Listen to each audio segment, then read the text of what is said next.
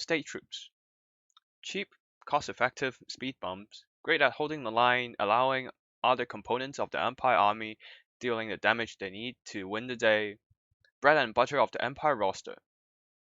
Yet the mediocre stats of these guys means that they'll have a hard time doing any damage in return, and more often than not, they're just there to simply hold the line. And yet, with the right conditions, these guys, these humble soldiers of Sigma, can beat down even the most elite, the snobbiest high elf elite. So this is Tactical Lich here, and welcome to the first episode of Battlecast replay of the channel. Today we're going to have an Empire versus High Elf replay, and let's jump straight into the battle. Now let's look at the army builds. For the Empire, we have a very narrow but unbreakable front line consists of Sigma Suns and 2 Flagellants, backed up by some Spearmen, Halberdiers, it mixed into formation, Steam Tank, and Temple of Luminarch for some devastating long-range firepower, and at the back, Empire Knights. We have these very mid-range cavalry with very solid armor. And for leading the army, we have Archlector providing buffs for the rest of the army, and accompanying him, we have an Empire Captain, all-round melee combatant, master of none but jack of all trades, good for any scenario basically. For the spellcasting department, a Jade Wizard with Earth, Blood, Regrowth, and dollars below in case we need some blood-busting action. For the High Elf army, a literal staunch line of spears, 4 ranks deep, spearmen mixed in with Silverin Guards. Even Flagellants will have a hard time cutting through these guys with their solid defense and with supported by Silverin Guards armor. And at the back we have 4 archers. Give these guys enough time, they will turn anything into a porcupine. And for the mobility for the High Elves, 2 Silver Helms, very good cost-effective, fast shock cavalry. And leading the army, we have Alariel and 2 noble bodyguards. This is an amazing goon squad when they can just be dumped into the middle of a fight, dump another Star of Avalon onto these guys, and then you just have some unkillable single entities. And especially when supported by Fireborn, that elite of the elite, fiery armor, flaming lances, just devastate everything they could charge through. A very strong goon squad contingent here, and that's basically it for both armies. Let's go into the battle itself.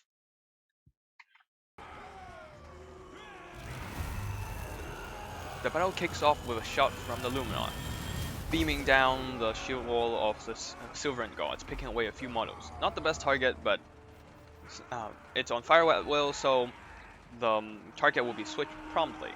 And we have the Steam Tank popping a few shots onto the Fireborn, picking away a couple models here and there, just to do some damage before they can get into hand-to-hand combat. Now the archers are in range and now focusing down the Temple of Luminarch, but the Luminarch counterfires and taking away almost half a unit of archers with one blast. Silverhelms are now arriving at the front line, beating down these unarmored flagellants, just dealing massive damage on impact, but intercepted by heroes, they're not going to have a good time. And on the first side, the other Silverhelm are engaging with some Empire Knights. Empire Knights with their 110 armor can hold out decently. And now Halberdiers are rushing in for support. And here comes the Fireborn engagement, charging straight into the Empire Knights. On paper, one-on-one, Fireborn would definitely wreck the Empire Knights, cleaning house, but that is on paper. In practice, Empire Knights never fight one-on-one. If they do, then you're definitely doing something wrong. As you can see, with the Fireborn pinned down in the melee combat against these Empire Knights, the Steam Tank was able to fire point blank into the side of these Fireborn and ripping away, tearing through the formation, ripping down multiple models in one shot. And now Spearmen are pouring in, sealing their back exit, and at this point the Fireborn are still having trouble breaking through the Empire Knights, because at 850 gold, these guys pack 110 armor, and they are basically the heaviest armored mid-range cavalry that you can find. Without the armor piercing on their weapons, Fireborn, even with high charge bonus anti-large, will need some time to break through these Empire Knights. and time is not a luxury they can afford, as the final nail in the coffin is drive straight into their heart, whereby the Jade Wizard dropping in an overcast version of Dwellers Below, just wrecking this little unit of Fireborn. These champions of Kalador, elite of the elites, now trained for hundreds of years in hand-to-hand combat, only to be obliterated in seconds by the combined armed doctrine of the Empire. And now they're wavering, breaking, and that spells the end of the unit. Just down to 300 health, 200, 100. These guys are basically gone at this point, but sadly, due to my Miss Micro paying too much attention into this engagement, the Temple of Luminarch is effectively getting turned into Swiss cheese by these archers, and that Empire Knights that was pinning down the Fireborn earlier got inflicted with friendly damage, as well as these pressure from the Hero Goon Squad from the High Elves, so they're breaking as well. So now I pulled back some Empire Knights engaging with Silverhelms earlier and relieved by Halberdiers. Now they're trying to desperately to pin down the High Elf Goon Squad, but with the swift, faster Elven steeds, these nobles are rather slippery, and they will just basically get out from the surround and start chasing down the Temple of Luminarch. But in the front line, things are getting a little bit better in my favor, peeling off a Flagellant and an Empire Captain. These guys are able to start working down the archers, and now the archers have to stop firing and go on a mass exodus.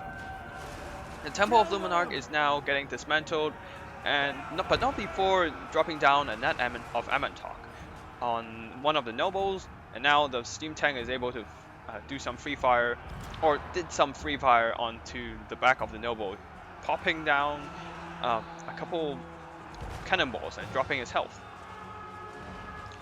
Now, the Flagellants and the Empire Captain are now still methodically dismantling the archer lines, but over here, the Goon Squad are now free to roam, and that means I have to quickly recollect my forces, recall them, and try to break up this infantry engagement. As you can see, Empire Knights clashing into the Silvern Guards, trying to break them, but with the high armor and high leadership, they will take some time to break. So before they break, I have to pull out the Empire Knights and start charging into the nobles and Alario to contain this Hero Goon Squad. A Star of Avalon is dropped onto these guys, and now they're basically healing back up, and all the damage dealing right now are mitigated by the healing from Alario. So to seek for a more favorable engagement, these Empire Knights pull back, leaving a steam tank to do some rear guard. The Archlector is now pulling back into the infantry engagement and trying to break off the remaining spearmen. So Empire Knights going on a hunt against archers, but it seems that I've played the route finding basically overlapped with some spearmen, and now they just kind of clash to them. But good news is the archers are basically broken off at this point by that combination of Flagellants, very depleted, down to 4 men, but still fighting with unbreakable determination. Spearmen so depleted, they are now wavering and breaking up. And now the remaining Empire Knights are free to charge down archers. And as you can see, my mobility is very depleted, so now even the Jade Wizard have to go on run down these pesky archers. The Noble Goon Squad was attempting to like hunt down the Archlector, but thankfully I recalled these shield spearmen in time, and now they're able to block off the nobles and Alario, and just basically protecting the Archlector from the harm of these anti-large armor-piercing nobles. And now they're forced to engage the steam tank, which is very favorable, because once they do that, they will have their backs turned against, oh boy, the effect. I need to turn it off at some point. Anyways, these guys are having their backs turned, so spearmen are free to do some backstabbing action against the Hero Goon Squad. But Alario the Radiant, living true to her name, beaming down these Empire troops with her light, being very radiant. Some spearmen rallied and now coming back to the fray and just pushing charging into rears of these still relatively healthy compared to the depleted elven units, relatively healthy state troops. On the far side, it's just more cleanup action. This Empire Knight routed from the fire from the archers, but that archer is not long for this world anyways, under pressure of the Empire Captain. So Archlector keep being a pesky, slippery hero, just running around, dropping Sova bombardment, and staying in around these troops, just so he can provide some leadership support to these guys. And this Halberdier was wavering originally, and Crown of Command has popped onto them, and now they're unbreakable, buying a little bit of time just to do a little bit more damage to Noble, and successfully breaking it off, pulling off some pressure from the shoulders of these state troops, and now they will be able to stabilize their leadership soon when the Crown of Command wears off. Empire Knights continuously cleaning up archers. These archers rallied, but the Empire Captain is returning and keep hunting them down. As long as we draw breath, these spearmen intercepted by a few flagellants, wiped out, but they bought some time for the state troops to keep hearing at these nobles, just buying time for the main engagement. That is what they do, and that is what I need to win the battle anyways. Over here, Empire Knights with their slower speed are caught up with some Silver Helms, getting recharged, but thankfully they've retreated back close enough to the heroes to support, and now intercepted by the heroes, these Silver Helms are broken off and taking massive damage. This noble was originally pushed off and took a few cannonballs to the back, and now being very depleted, still trying to return and put some hits into the very healthy captain. But this is not going to make a difference as the Jade Wizard has returned as well, popping a regrowth onto the Archlector, bringing him back to a very relatively healthy level. And now it's just a pitch engagement between single entities. If they can break the Archlector fast enough, then there might be a chance to win for the High Elves. But Alas, under the pressure of the steam tank, recharging, ramming into the Noble, and now the Noble is terrified by the mighty presence of this monstrous machinery. And with that, Alario was isolated, and that's all she wrote. So here we are at the post-battle screen. Let's have a look at how each army performed. Archlector mostly there to buff up the army and hold it together, so did decently. His damage isn't the most important after all. And Jade Wizard absolute key in demolishing the Fireborn, as well as dispatching archers, so did a great job in just dealing damage. Empire Captain, most of his damage were done by killing off archers and counter-charging units and backstabbing that Alario and Noble in the back when he came back from chasing off archers, so definitely overperformed, which is great. Spearmen, the most surprising unit in this game, honestly. For a humble spearmen like these, usually you see them just being speed bumps and getting wrecked by every unit, every elite infantry, elite cavalry from the back, range firepower, magic, heroes. Usually they just get trampled into the mud, but this time, somehow, they managed to surround the heroes and just force them to fight back to back, and well, keep stabbing them while the steam tank literally tanked all the damage. So, especially with the Archlector buffing up the state troop units, the spearmen and the halberdiers, they were able to stay in the fight longer than they should have been, and well, as a result, able to just do some massive damage, dragging down the nobles and Alario herself. The unbreakable frontline basically recovered all their value. Nothing too special, but definitely, especially this unit managed to break off all the archers. Empire Cavalry did decently. They were mostly there to hold down the more elite and more expensive Elven Cavalry anyways. Luminarch, I totally mismicro this one. Managed to shut off some archers, but that's about it.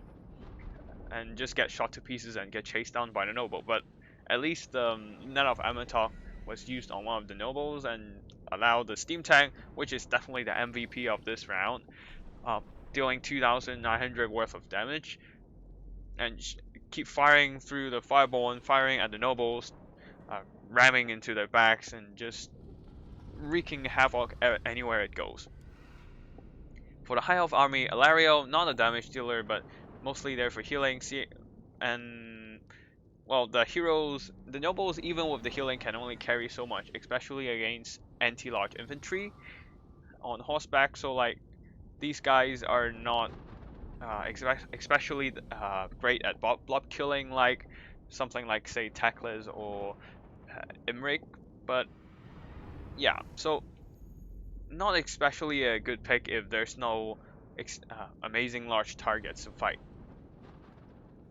Spear frontline got wrecked mostly by the combined might of Archlector, steam tanks, the steam gun of the steam tank, or just steam tank itself rolling into the fray, unbreakable frontline, and just, well, they held themselves well. It's just that there was a little bit too much pressure for them to handle.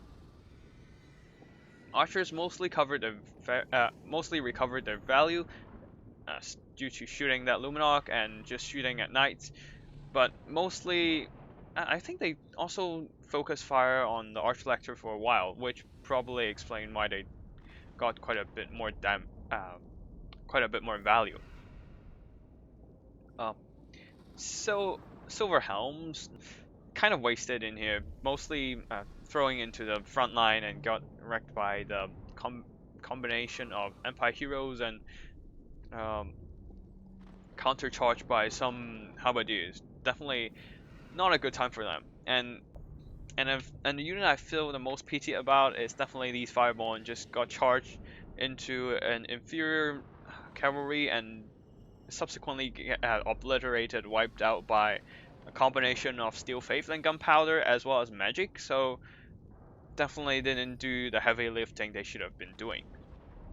So all in all, a pretty good game. Not exactly a close battle, but really these state troops definitely outperformed their usual performance and really dish out some important damage here. So yeah, that's about it for today's battle replay. I'll see you in the next video.